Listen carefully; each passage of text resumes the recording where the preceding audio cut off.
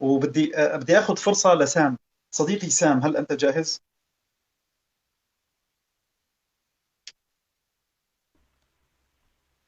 ايه سام، تسمعني؟ نعم نعم، سلام طيب طيب. لكم. وعليك السلام والإكرام. سام، أنت بدك تحكي بنقطة بتخص الحلقة؟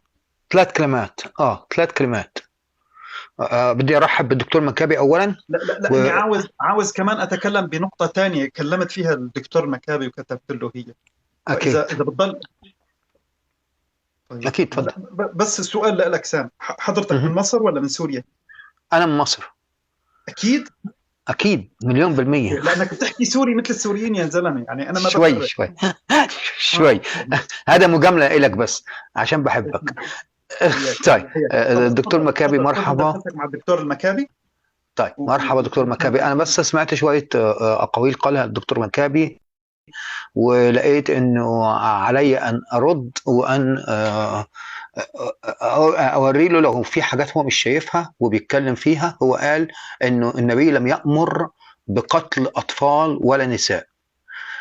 ده حديث عندي اهو من صحيح مسلم.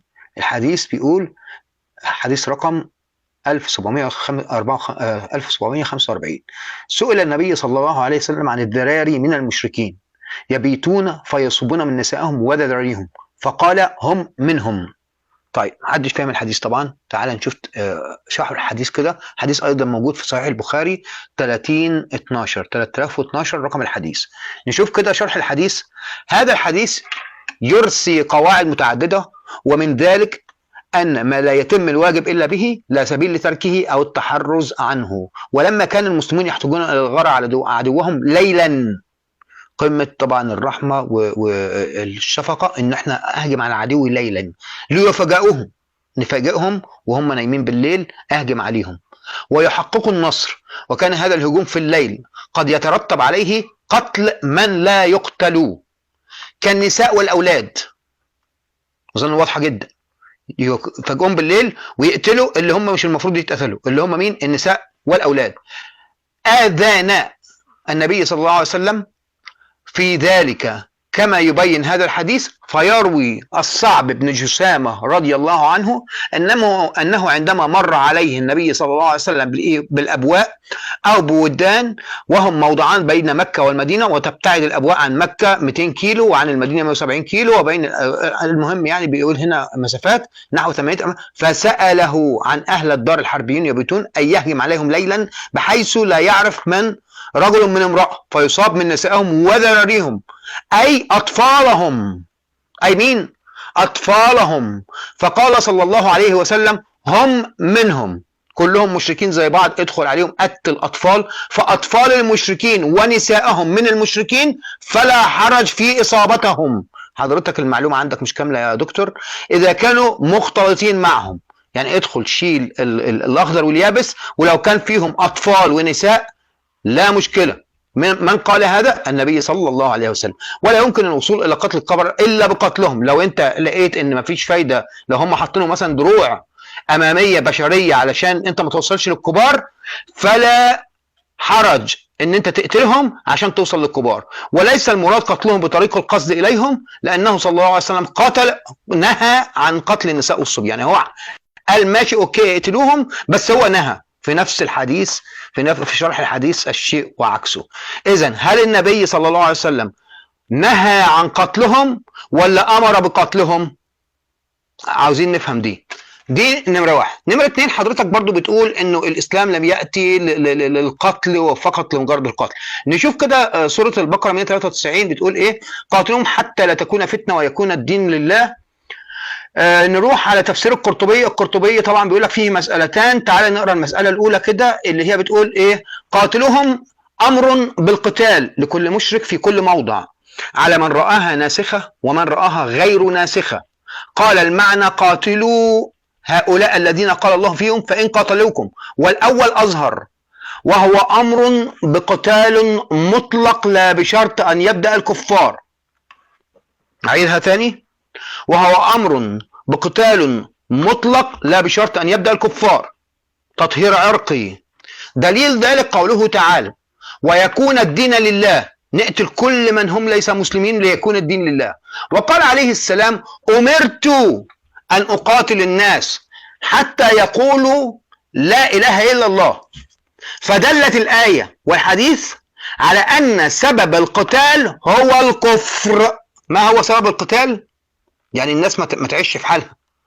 سبب القتال هو الكفر، لأنه قال: حتى لا تكون فتنة، أي كفر، فجعل الغاية عدم الكفر. الغاية من القتل هو عدم الكفر. طيب نروح كده على سورة الحشر 2. هو الذي أخرج الذين كفروا، ودي اللي حضرتك كنت بتتكلم فيها من شوية، غزوة بني النضير وبنو قريظة، حضرتك جبت سيرتهم. هو الذي أخرج الذين كفروا من أهل الكتاب من ديارهم. مين هو المقصود بهو؟ أنا عندي هو مبني للمجهول. من هو؟ مستر هو. هل هو الله أم هو النبي صلى الله عليه وسلم؟ بعض المفسرين قالوا أنه هو هنا عائدة على الله، وبعضهم قال أنها عائدة على الرسول. أنا عندي big question mark يا دكتور مكابي، very big question mark يا دكتور شادي. عاوز أعرف من المقصود بهو. هو الذي أخرج الذين كفروا من أهل الكتاب من ديارهم إلى أول الحشر ما ظننتم أن يخرجوا وظنوا أنهم متاعتهم حصونهم فأتاهم الله من حيث لم يحتسبوا وقذف في قلوبهم الرعب إلى آخر الآية. حضرتك بتقول هم خلعوا الأبواب وكان عندهم وقت يخلعوا الأبواب، وما ذكرتش لماذا يخلعون الأبواب. طبعا المشاهد أو المستمع قاعد مش عارف يعني إيه خلعوا الأبواب، ومش فاهم يعني إيه خلعوا الأبواب. وأنا خدت الجملة دي من حضرتك لأن أنا قارئ لهذه القصة جيدا وعارف القصة جيدا. خلعوا الأبواب عشان يعملوا بيها حصونهم، وظنوا أنهم مانعتهم حصونهم.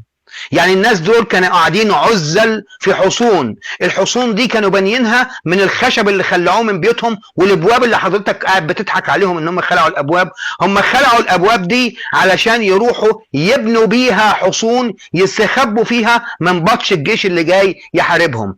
قعدوا في جوه الحصون دي 25 يوم عزل، الى ان جاءهم حكم سعد بن معاذ اللي برضو شات داون رد عليها. وحضرتك قلت لا، هو كان هيوافق على حكم سعد بن معاذ لو سعد بن معاذ اداهم براءه.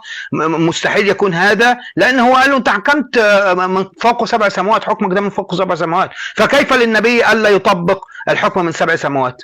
لو البراءه ما كانش هيبقى الحكم من 7 سماوات، لان قناعه النبي صلى الله عليه وسلم واعتقاده وفكره ان هم يستاهلوا القتل، مش ان هم يستاهلوا العفو.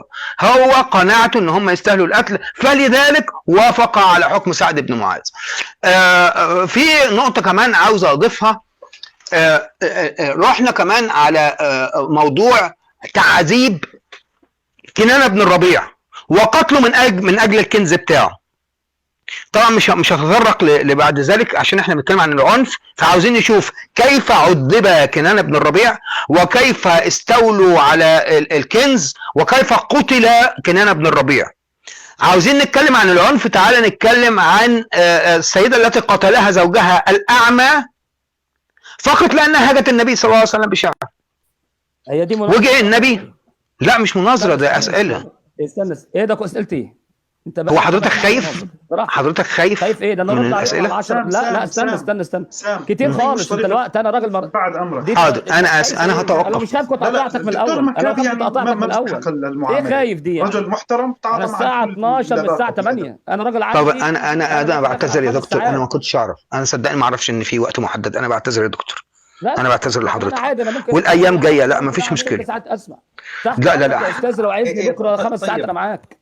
انا اتشرف بمعرفه حضرتك واتشرف باني اتكلم مع حضرتك. يعني صوتك اصلا مش واضح وانا تحت امرك يا دكتور متاتيا. صوتك اصلا مش واضح يا دوب. الاستاذ راجل مثقف وحقه يسال واسئلته على دماغي. شكرا حضرتك. يا ريت كنت تعلي صوتك اكثر. اسئلته على دماغي، بقول اسئلته على دماغي، سؤاله على دماغي بس. فاديني بس وقت يعني ارد، لان الوقت بصراحه طول. طيب حاضر يا دكتور. سأتوقف. ماشي، سأتوقف الآن